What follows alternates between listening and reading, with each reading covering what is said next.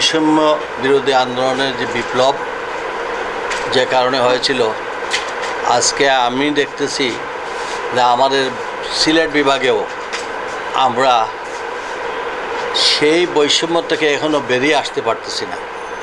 সেই বৈষম্যের বিরুদ্ধে আজকে সিলেটবাসীর এবং সিলেটের জনগণের সাবেক জনপ্রতিনিধি হিসাবে আমি আমার শহর এবং জেলার এই বিভাগের যে সকল ডেভেলপমেন্ট প্রজেক্ট কিভাবে বাতিল হয়েছে, কিভাবে সিলেটের প্রতি বৈষম্যমূলক আচরণ করা হচ্ছে, তার একটি চিত্র আপনাদের সামনে তুলে ধরব।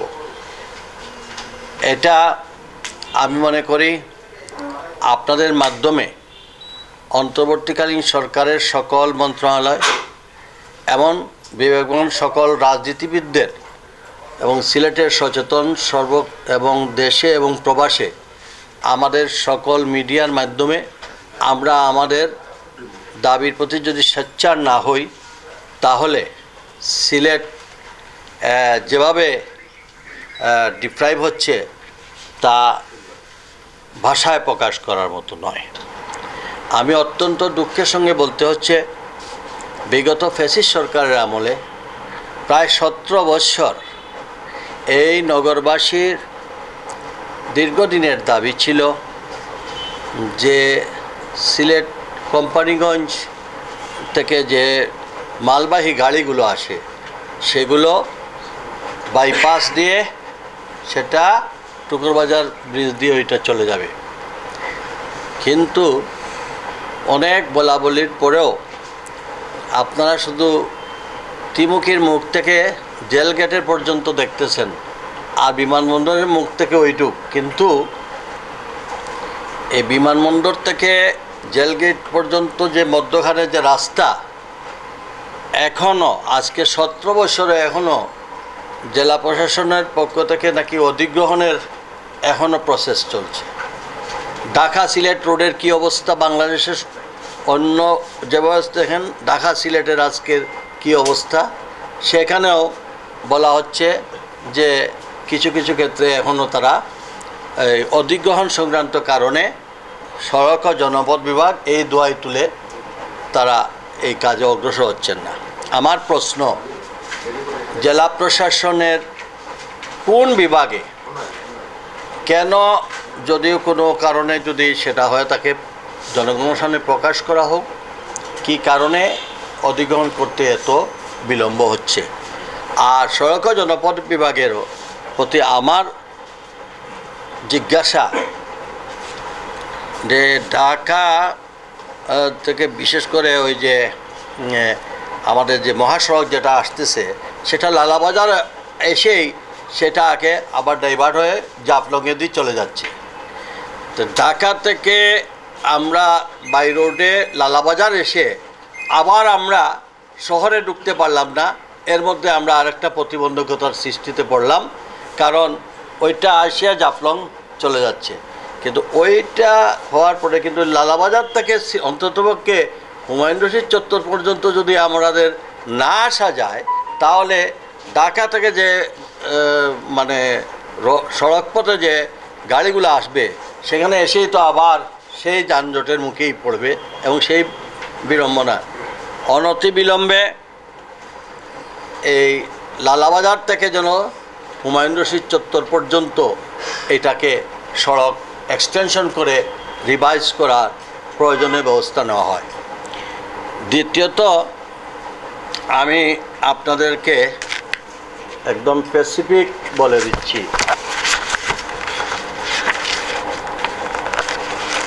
আমি চেষ্টা করেছি তাদের কাছ থেকে তথ্য নেওয়া। যেমন আম্বরখানা বিমানবন্দর মহাসড়ককে জাতীয় মহাসড়কের কখনো আমাদেরকে বলা হয়েছে 6 লাইন, কখনো বলা হয়েছে 4 লাইন, কিন্তু এখন যেটা গেছে সেটা আম্বরখানা বিমানবন্দর মহাসড়ককে জাতীয় মহাসড়কের 4 লেনে উন্নতিকরণ। এটা বর্তমান অবস্থায় কী অবস্থায় আছে সেটা আপনাদের সামনে তুলে ধরছি। প্রকল্পটি একনেক সভায় উপস্থাপনের জন্য প্রেরণ করা হয়েছিল। পরবর্তীতে অধিগত যাচাই বাছাইয়ের জন্য প্রকল্পটি মাঠ পর্যায়ে প্রেরণ করা হয়। তাহলে কয়েকবার এটা একনাকে যাওয়ার আগেই যাতে আমরা এই প্রজেক্টের এই ফাইন্যান্সিয়াল ইয়ার থেকে বাদ পড়ে যাই, তার জন্য এটাকে ব্যাক করে আবার এই মাঠ পর্যায়ে পাঠানো হয়, কখনো মন্ত্রণালয়ে পাঠানো হয়, কখনো আবার প্ল্যানিং সেল মিনিস্ট্রিতে গেলে বলা হয় যে এটা আরেকটু যাচাই বাছাই। তো সিলেটের ক্ষেত্রে কেন আজকে কয় বৎসর হয়ে গেল, 17 বৎসরে ওনাদের যাচাই বাছাই শেষ হচ্ছে না। আর আমাদের এই বিমানবন্দর আম্বরখানা থেকে বিমানবন্দর পর্যন্ত বাংলাদেশের সব কয়টি মহাসড়কের কিন্তু ইতিমধ্যে এই 8 লাইন 4 লাইনের 6 লাইনের কাজ সম্পন্ন হয়েছে, শুধুমাত্র সিলেটেরটা এখন পর্যন্ত। প্রকল্পটি অনুমোদনের জন্য আমার অনুরোধ থাকবে ইমিডিয়েট পরিকল্পনা মন্ত্রণালয় সেটাকে যাচাই বাছাই করে অনুমোদনের প্রয়োজনীয় ব্যবস্থা নেওয়ার। তারপরে ঢাকা সিলেট তহবিল, যেটা আমি একটু আগে বলছিলাম, সেটা ঢাকা সিলেট প্রকল্পের সিলেট জেলার 17টি এলএ প্রস্তাব রয়েছে। তন্মধ্যে 11টির চূড়ান্ত অনুমোদন হয়েছে, 6টির 7 ধারা নোটিশ প্রদান করা হয়েছে, ওই যেটা অ্যাকুইজিশনের ব্যাপারে। তো 11টি হইতে পারে, বাকি 7টার জন্য আর কয় বছর লাগবে? 17 বছর লাগলো 11টা হইতে, আরও 17-18 বছর লাগবে নি 6টা হইতে। তাহলে আমরা আমাদের এখানে অবস্থাটা কি পর্যায়ে দাঁড়াইতেছে? নোটিশ বানানো হয়েছে। সিলেট তামাবিল প্রকল্প 30টি এলএ প্রস্তাব রয়েছে, তোর মধ্যে মন্ত্রণালয়ে 60টি প্রস্তাব করা হলেও 3টির চূড়ান্ত অনুমোদন হয়েছে। সিলেট তামাবিল প্রকল্পের 30টি এলএ প্রস্তাব রয়েছে, তার মধ্যে মন্ত্রণালয়ের 60টি প্রস্তাব প্রেরণ করা হলেও তার মধ্যে 3টির চূড়ান্ত, মাত্র 3টের চূড়ান্ত অনুমোদন হয়েছে, অন্য অদ্যাবধি কোনো 7 ধারা নোটিশ প্রদান করা হয় নাই। তার মানে আগামী আরও 5-7 বছরেও এই আলোতে, তাহলে আমরা কি ঢাকা সিলেটের এই অবস্থার মধ্যেই আমরা থাকবো? এই বৈষম্য কেন? ঢাকা সিলেট তামাবিল প্রকল্পের আওতা বহির্ভূত 23 কিলোমিটার সড়কের প্রস্তুতিকরণ। এটা হচ্ছে ঢাকা সিলেট তামাবিল প্রকল্পের আওতা 23 কিলোমিটার সড়কটি 4 লেনে উন্নীতকরণের প্রকল্পটি প্রণয়নপূর্বক ঊর্ধ্বতন কর্তৃপক্ষ বরাবর প্রেরণ করা হয়েছে। উক্ত প্রকল্পটিতে কোনো ভূমি অধিগ্রহণের প্রয়োজন পড়বে না। তাহলে ভূমি অধিগ্রহণের যদি প্রয়োজন না পড়ে, তাহলে এই যেমন এটা হচ্ছে ঢাকা সিলেট তহবিল প্রকল্পের আওতায় লালাবাজার হইতে পীর হাবিবুর রহমান চত্বর পর্যন্ত একটি বাইপাস নির্মিত হচ্ছে। তবে উক্ত প্রকল্পের আওতায় বহির্ভূত লালাবাজার হইতে হুমায়ুন রশিদ চত্বর এবং হুমায়ুন রশিদ চত্বর হইতে পীর হাবিবুর রহমান চত্বর পর্যন্ত প্রায় 23 কিলোমিটার 2 লেন থাকা ঢাকা থেকে লালাবাজার পর্যন্ত 3 ঘন্টা সময় লাগলেও লালাবাজার থেকে সিলেট পৌঁছতে অতিরিক্ত আরও 2 ঘন্টা সময় লাগবে যদি আমরা এটা নাও। তো এখানে যেখানে জায়গা অধিগ্রহণের কোনো প্রয়োজন নাই, জায়গা অধিগ্রহণ আছে, সেই ক্ষেত্রে 23 কিলোমিটার ডেভেলপমেন্ট করতে অসুবিধা কি? বাকিটা এত অধিগ্রহণই করতে পারেন নাই, এটা জায়গা আছে, এটাকে আপনার জাস্ট পেমেন্ট মিটে মাটি বালাই করে দিলেই হয়, এইটাই করতেছে না। ঢাকা সিলেট তামাবিল সড়ক 4 লেনে ও উভয় পার্শ্বের সার্ভিস প্রকল্পের সাথে সিলেট শহরের সমন্বিত সড়ক যোগাযোগ উন্নয়ন প্রকল্পটি অনুমোদনের উদ্যোগ গ্রহণ করা। এখনও মানে এটা লাগে আমি প্রস্তাব করা, এটা অনুমোদন প্রস্তাব গ্রহণ লাগে।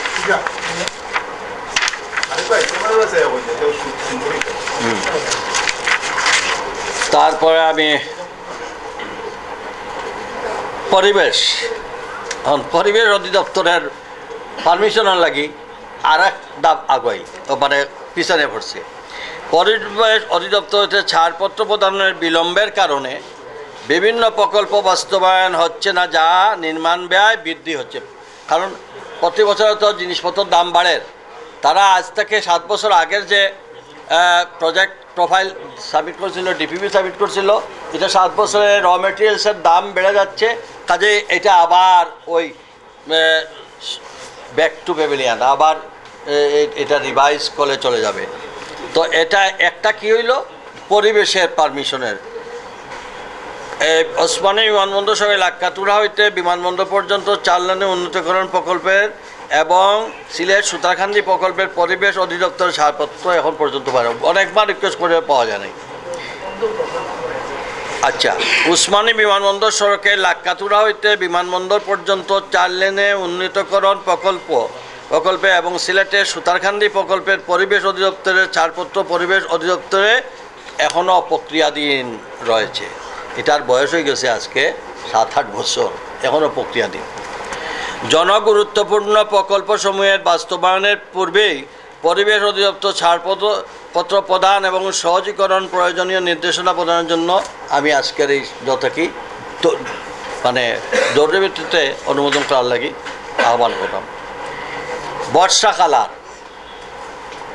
বন্যা পরিস্থিতির মোকাবেলায় বিদ্যমান সড়কসমূহ রক্ষার পূর্ব প্রস্তুতি গ্রহণের প্রয়োজনীয় বাজেট প্রদান এবং সমন্বয় সাধন।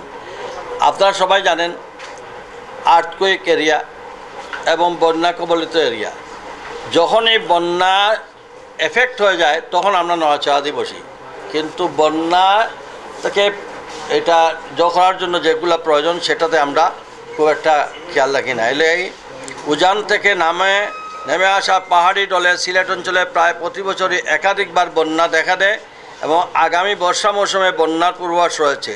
বন্যায় মূলত একই সড়কাংশ বারবার বন্যার পানিতে নিমজ্জিত। 2024 সনে জুলাই মাসে বন্যায় সিলেট সড়ক বিভাগের 9টি সড়কের প্রায় 55 কিলোমিটার সড়কাংশ বন্যার পানিতে নিমজ্জিত হয়। এই বন্যায় বিস্তৃত সড়কসমূহের টেকসই উন্নয়নের লক্ষ্যে কংক্রিটের তৈরি করার জন্য একটি প্রস্তাব প্রস্তুত করা হয়েছে, কিন্তু এটার আলোর মুখ আর প্রস্তুত করা হয়েছে, কিন্তু এটা আলোর মুখ আর দেওয়া হয় না। তারপরে বিদ্যমান জনবল সংকট নিরসন করে প্রয়োজনীয় ব্যবস্থা, এগুলা আস্থা জীবনে আছে, এটা বলেও লাভ নাই। এটা তারা কোনদিনই জনবল সংকট দেখাইয়া তারা কাজ করে না। যেমন জনবল দেখাইয়া এলাকেসের সার্ভে হচ্ছে না, সার্ভেয়ার নাই, তেমনি ফিল্ড লেভেলে চেইনম্যান নেই, এইগুলা এইগুলা সিলেটের বেলায় এটাই আছে। পর্যটন হিসাবে সিলেটের পর্যটন বৃহত্তম পর্যটন সমৃদ্ধ জেলা। সড়কসমূহে মোটেও মানসম্মত নয়। সিলেট জেলার বুলাগঞ্জ সাদাপাথর থেকে পাহাড় গেছে জাফলং তামাবিল পর্যন্ত একটি পর্যটন সড়ক করা হলে তা বিপুল পরিমাণ পর্যটক বৃদ্ধি পাইত, কিন্তু তারা আজ পর্যন্ত সেদিকে কোনো পদক্ষেপ নেওয়া হয় নাই। কাজে বুলাগঞ্জের সাদাপাথর থেকে পাহাড় গেছে জাফলং তামাবিল পর্যন্ত সড়কটি সম্ভবত ইমিডিয়েট যাচাই করলে এটা কিন্তু এখন যে এই রোডের সঙ্গে কিন্তু এই বিছনাকান্দি সাদাপাথর এইগুলার ব্যবস্থা খুব বেশি খরচ লাগতো না। এটা করলে আমাদের ডেভেলপমেন্ট স্কিমটা হলো। তারপরে এখন বিমান, সিলেট প্রবাসী অধ্যুষিত এলাকা। বাংলাদেশে একই দেশে দুইটা নীতি হতে পারে না।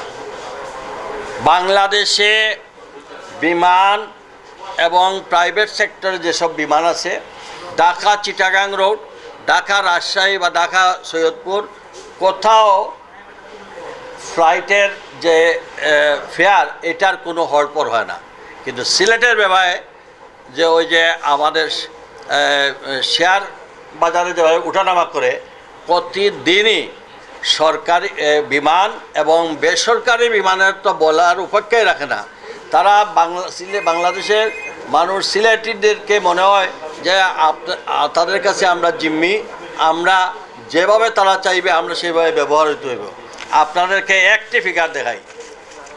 এই গত তারিখে আমি একটা নিয়েছিলাম, গত পরশুদিন, ইউএস বাংলা সিলেট থেকে ঢাকা 19,040 টাকা, একই ডেটে ননস্টপ, একই স্টেটে 21,650 টাকা, খালি সিঙ্গুল যাওয়া। ইউএস বাংলা আওয়া হইল 21,860 টাকা, আর আবার ইউএস বাংলা যাওয়া 21,860 টাকা। মানে একই, এখন যদি 21,000, 20,000, 19,000, কোনো সময় 11,000, কোনো সময় 6,000, কোনো সময় 9,000, তারা প্রতিদিনই প্রতি মুহূর্তে তাদের রেট। আমি আজকে বিমান ম্যানেজিং ডাইরেক্টরের কথা বলছি যে একই দিনে আপনি যদি 3,500, 4,000 টাকায় একজন প্যাসেঞ্জার নিতে পারেন, তা আদার ফ্লাইটে কেন আপনি নিতে পারেন না? উনি বললেন আমাদের এটা আমরা তো ফ্ল্যাট রেট করে ফেলবো আমরা। তো কেন এটা কে করছে? সিলেটের ব্যাপারে, ঢাকা সিলেটের ব্যাপারে আমাদের অন্য জায়গায় যে রেট আছে আমরা ওইটা দিতে রাজি আছি, কিন্তু বৈষম্য কেন? আর সবচেয়ে বড় বৈষম্য করতেছে ইউএস বাংলা, এই যে নভোয়ার, এরপরে এইগুলা, এদের মানে ব্যক্তি মালিকানাধীন এইটা, কিন্তু সিলেটিদেরকে যেভাবে ইচ্ছা এইভাবে ব্যবহার করা হচ্ছে। অনতিবিলম্বে যদি এটা পরিহার না করা হয় আমরা দুর্বার আন্দোলন করব, এবং তার এই বৈষম্যের জন্য আমি দাবি করছি যে অন্তর্বর্তীকালীন সরকার যদি এটার পদক্ষেপ না নেন তাহলে আমরা মনে করব আমাদের সিলেটবাসীর সঙ্গে বিমাতা সুলভ আচরণ করা। আজকে আমাদের কোনো এই অঞ্চলে কোনো লিডারশিপ না থাকায়, আমাদের এই প্রতিষ্ঠা মণ্ডলীতে আমাদের বিভাগীয় এই সিলেট বিভাগের কোনো নেতৃত্ব না থাকার কারণে আজকে আমাদের সিভিল প্রশাসনে আমাদের লোক না থাকার কারণে অন্তর্বর্তীকালীন সরকার আগের এই ফ্যাসিস্ট সরকারে কোনো উন্নয়ন করে নাই। তার পাশাপাশি এই অন্তর্বর্তী সময় 1 বছরের মাথা প্রায় 6-7 থেকে 8 মাস হয়ে গেল। চিটাগাঙে দেখেন কত কাজ হচ্ছে, আপনি নোয়াখালীতে দেখেন এক বন্যার সময় মাত্র একবার বন্যা হয়েছে, তাদের প্রজেক্ট কতটা হয়েছে, সড়ক জনপদ এবং এলজিডি থেকে করা হয়েছে। আর আমরা গত 10 বছরের 3 ধাপে বন্যা হয়েছে, আমাদের প্রজেক্টগুলো বাতিল করা হয়েছে। কেন এই বৈষম্য কেন? আপনারা সবাই জানেন বাংলাদেশের একমাত্র বিদ্যুৎ সেক্টরে, আমি কয়েকটা উদাহরণ দিচ্ছি, বিদ্যুৎ সেক্টরে আপনারা জানেন সিলেটে আমরা আন্ডারগ্রাউন্ড বিদ্যুতের প্রজেক্টটা নিয়েছিলাম। এই প্রজেক্ট যখন চালু হলো, তারা এখন এই সিলেটের এটাকে কাটতে হবে। তাই বিগত 28 আমি একটা চিঠি দিয়েছিলাম সাবেক কর্পোরেশনের পক্ষে জেলা উপজেলায় বিদ্যুৎ উন্নয়ন বোর্ডের আওতাধীন এলাকায় বিদ্যুৎ বিতরণের জন্য আমরা লোকে পরিকৃত প্রতিবেদন দিয়েছিলাম। আমি প্রতিবেদন কী দিয়েছিলাম, আমি একটা দরখাস্ত দিয়েছিলাম জোর গেছে, এটার নাম কি, উপদেষ্টা বিদ্যুৎ, উনি 30/10/2024 তারিখে আমাকে আমার আবেদনের প্রেক্ষিতে তিনি লিখলেন প্রতিবেদন সহ উপস্থাপন করুন সচিব এবং চেয়ারম্যান বিভো। কিন্তু আজ পর্যন্ত এই প্রতিবেদনেরও কোনো খবর আমরা নাই। কিন্তু আমার কাছে রেকর্ড ছিল যে আমাদের এই বিদ্যুতের আমি যখন মেয়র ছিলাম তখন আমরা এই 11টি প্রকল্পের মধ্যে আমি ওনার কাছে দাবি করছিলাম যে আমাদের 11টা রাস্তা, যেটা জিন্নাবাজার, আম্বরখানা, কুমারপাড়া, এগুলা বিদ্যুৎ, আমি এটা সংক্ষেপে হয়ে দিই কতগুলি টাকা বাদ দিই। তাহলে আমি সব পয়েন্ট বলছি না, প্রয়োজনে আপনারা আমি এগুলা দিব। এখানে প্রথম সংশোধিত ডিপিপিতে 33 কোটি 11 কেবি, 33 কেবি, 11 কেবি এবং 4 কেবি আন্ডারগ্রাউন্ড লাইন আগে পরিমাণ ছিল মোট 50 কিলোমিটার এবং মোট 49 কোটি 19 লক্ষ 32 টাকা। প্রস্তাবিত দ্বিতীয় সংশোধিত ডিপিপিতে 33 কেবি, 11 কেবি ও 4 কেবি আন্ডারগ্রাউন্ড লাইন নতুন পরিমাণ মোট 200 কিলোমিটার, মোট ব্যয় 555 কোটি 5,10,600 টাকা প্রস্তাব করা হয়েছে। অর্থাৎ উক্ত 3টি অঙ্গে মোট পরিমাণ বৃদ্ধি পেয়েছে 150 কিলোমিটার, মানে অত রাস্তা। কিন্তু আমরা এটা সিলেট সিটি কর্পোরেশনের মেয়র মহোদয় আমার আবেদনের প্রেক্ষিতে বিদ্যুৎ বিভাগে এটা 7ম স্টিয়ারিং সিদ্ধান্তে অনুসারে উক্ত পরিমাণ ব্যয় বৃদ্ধি প্রস্তাব করা হয়েছিল। এটা মানে যে আমি এক সংক্ষেপে বলি, দরগা থেকে যেটা আমরা সার্কিট হাউস পর্যন্ত নিয়েছিলাম, এইটা এই পর্যন্ত করিয়া হওয়া হয়েছিল, বাকি 11টা রাস্তায় করা হইব, কিন্তু সেটা তারা প্রস্তাবটাই তারা বাতিল করে দিয়েছিল, এই প্রজেক্টটাই তারা বাতিল করে দিয়েছিল। এই প্রজেক্টটা বাতিল হওয়ার কারণে আমাদের তাহলে এত কোটি টাকা খরচ করে এই আন্ডারগ্রাউন্ড 1 লাইন করার আমরা তো কোনো বেনিফিট পাইতাম না। শহরের এই যে তাদের জঞ্জাল মুক্ত আজকে সবাই প্রশংসিত, দেশে বিদেশে এটা প্রশংসিত হয়েছিল। এই আন্ডারগ্রাউন্ড প্রজেক্টটা বন্ধ করে তারা যে ডেভেলপমেন্ট প্রজেক্ট যেটা আছিল, যেই প্রজেক্টের আওতায় সিলেটের কয়েকটা পাওয়ার স্টেশন সাব স্টেশন তৈরি করে পাওয়ারে নিরবিচ্ছিন্ন করার লাগে, এইটাও তারা বন্ধ করে অন্যান্য জায়গায় দিয়ে দিচ্ছে। আপনারা খবর লিয়া দরকার, কুমারগাঁও বিদ্যুৎটার মানে এটা সংস্কার করার লাগে কথা হয়েছিল। এটা না হলে রোজা মাসও মানে কী ধরনের বিদ্যুৎ অবস্থা হয়। পানি আইলে আপনারা জানেন কুমারগাঁও পানি উঠে যায়। আমরা এগুলো 2বার প্রোটেকশন দিচ্ছি বালি বস্তা দিয়ে সেনাবাহিনীর সহযোগিতায়, কিন্তু এটা এখন পর্যন্ত পড়ে। তাহলে কিন্তু আবার বন্যায় আসলে আমাদেরকে, তার মানে এই সরকার, বিগত সরকার তো নাই, বর্তমান সরকারেরও কোনো, অন্তর্বর্তীকালীন সরকারেরও কোনো আমি কোনো লক্ষণ দেখতেছি না যে সিলেটের এই সকল ডেভেলপমেন্টের বিষয়ে কোনো সজাগ দৃষ্টি আছে বলিয়া। আমি সবশেষে আমি এটুকু বলবো, আমরা আজকে একটু প্রাথমিক একটা ধারণা দিলাম।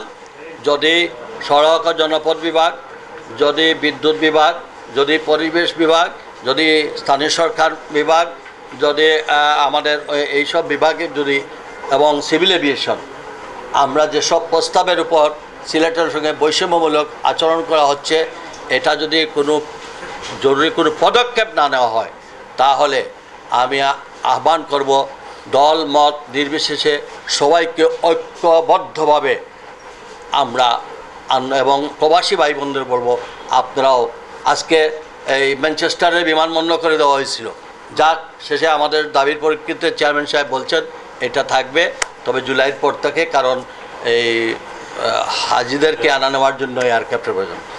পরিশেষে আমি আপনাদের সকলের সহযোগিতা কামনা করি। আমরা স্পেসিফিক যদি ওনারা কোনো চ্যালেঞ্জে আসেন, আমি আহ্বান করব যে কোনো মন্ত্রণালয়, ওনারা এখানে অথরিটি যারা আছেন, তারা যদি সিলেটের মানুষের মানে যদি বদ্ধতারে তারা দুর্বলতা পাবেন, তাহলে ভুল করবেন। সিলেটের মানুষ অত্যন্ত ধৈর্যশীল, কিন্তু আমাদের দেওয়াল যদি পিঠে লেগে যায়, পিঠ যদি দেওয়ালের সঙ্গে লেগে যায়, তাহলে কিন্তু এর পরিণাম ভয়াবহ। আমি এখানে কোনো রাজনৈতিক ফায়দা নেওয়ার জন্য না, আমি সকল রাজনৈতিক দলের নেতৃবৃন্দকে বলবো, এবং যেহেতু আমি এই সিলেটের বিভিন্ন উন্নয়ন ডেভেলপমেন্টের সঙ্গে আমি মেয়র হিসাবে দায়িত্বশীল কাজ ছিল, আমি এখন দেখতেছি আমার সেই প্রজেক্টগুলো স্থবির হয়ে পড়েছে, সিলেটে কোনো কার্যক্রম হচ্ছে না। এবং আজকে সিটি কর্পোরেশনে যান, প্রশাসককে দায়িত্ব দেওয়া হয়েছে, কিন্তু জনগণ কী সাফার করতেছে। আমাদের এখানে ওই যে কাউন্সিলর হল দেওয়া হয়েছে, বিভিন্ন প্রশাসনিক আজকে প্রবাসী অধ্যুষিত এলাকা, আমাদের ভাই বোনরা সাফার করতেছে। কাজে আমি আর দীর্ঘায়িত, আমি আর একটু বাইরে যাব। আমি আপনাদের সকলের দোয়া চাই, এর মাধ্যমে আপনারাও প্রতিবাদ করে দেবেন এবং আমরা যেন এর প্রতিকার পাই। আমার বিশ্বাস আজকের মিডিয়ার মাধ্যমে যদি ওনাদের কানে যায়, তাহলে ওনারা যদি ঘুম থেকে সজাগ হন, তাহলে আল্লাহর হস্তে সিলেটিদেরকে এই পবিত্র মাহে রমজানের আগে যে সকল সংশ্লিষ্ট যে সকল বিভাগ আছে তা তড়িৎ ব্যবস্থা, অন্যথায় যে কোনো পরিস্থিতির জন্য আপনারা সকলেই দায়ী থাকবেন।